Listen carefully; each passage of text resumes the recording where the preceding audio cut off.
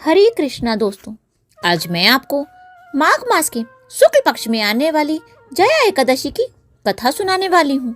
अगर आपको ये कहानी पसंद आए तो नीचे कमेंट बॉक्स में जय श्री कृष्णा अवश्य लिखिएगा।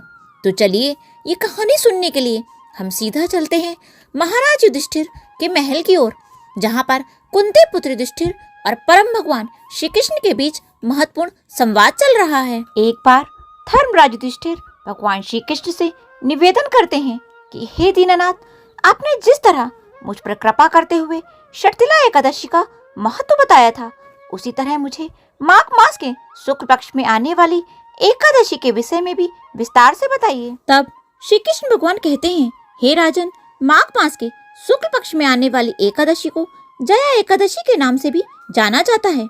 इस एकादशी का व्रत करने से मनुष्य नीच योनि जैसे भूत, प्रेत, पिशाच की योनि से मुक्त हो जाता है। हे राजन, अब मैं आपको इस एकादशी के विषय में एक पौराणिक कथा सुनाता हूँ। ध्यान से सुनिए। अनेक वर्षों पूर्व स्वर्गलोक में राजा इंद्र राज्य करते थे। उनके लोक में सभी देवतागण बहुत प्रसन्न थे। एक समय नंदन वन में देवराज इंद्र सोम रस का पान कर रहे थे और 50 लाख अप्सराओं द्वारा की गई सेवा का आनंद उठा रहे थे।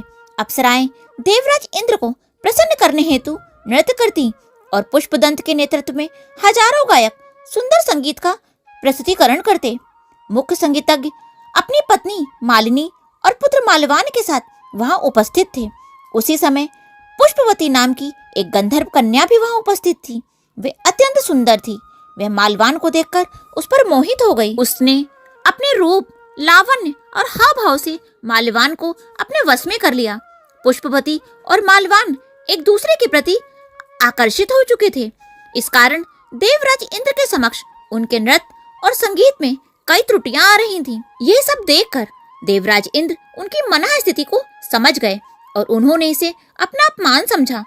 क्रोधपूर्ण स्वरों से देवराज इंद्र बोले, हे मूर्खों, तुम दोनों मुझे प्रसन्न करने का दिखावा कर रहे हो, लेकिन वास्तव में तुम दोनों की एक दूसरे के प्रति आसक्ति साफ दिखाई दे रही है।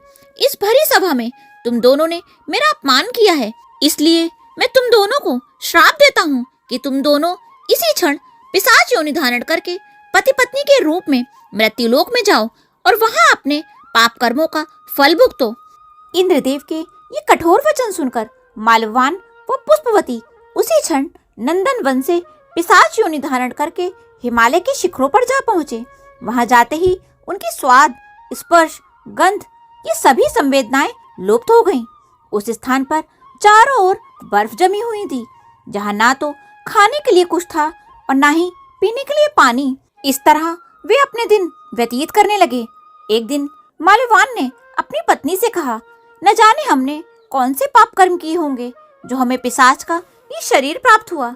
इस प्रकार शोक करते हुए वे उस ठंड में एक गुफा के अंदर बैठे रहे। उस दिन ना तो उन्होंने कुछ खाया और ना ही कुछ पिया। शीत लहरों के कारण उन्हें रात भर नींद भी नहीं आई और वे पूरी रात जागते रहे। सौभाग्य से वह दिन जया एकादशी का था। उस दिन उन्होंने बिना खाए पिए जो उपवास किया और रात्रि में जागरण भी किया, उसी के कारण प्रातः होते ही उनके जीवन में परिवर्तन आ गया। उन्होंने पिशाच का शरीर त्याग करके देवताओं के अपने शरीर को पुनः धारण किया। आकाश से पुष्प वर्षा होने लगी और एक दिव्य विमान उन्हें स्वर्ग ले जाने के लिए वहां आया। स्वर्ग में पहुंचते ही जैसे ही देवराज इंद्र ने उन्हें देखा तो उन्हें बहुत आश्चर्य हुआ और उन्होंने पूछा, आप दोनों ने ऐसा कौन सा पुण्य कर्म किया जो इतने कम समय में आपको मेरे घोर श्राप से मुक्ति प्राप्त हो गई? माल्यवान ने बोला, हे राजन, यह तो परम भगवान श्री कृष्ण की कृपा के कारण ही हुआ है। हमने अनजाने में ही भगवान श्री कृष्ण की प्रिय जया एकादशी का पालन किया था। इस व्रत के कारण ही हम अपना दिव्य शरीर पुनः प्राप्त कर पाए।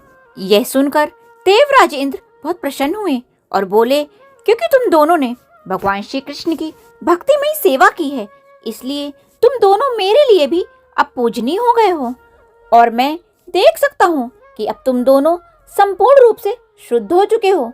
इस प्रकार इंद्रदेव ने उन दोनों को स्वर्गलोक में पुनः स्थान प्रदान किया।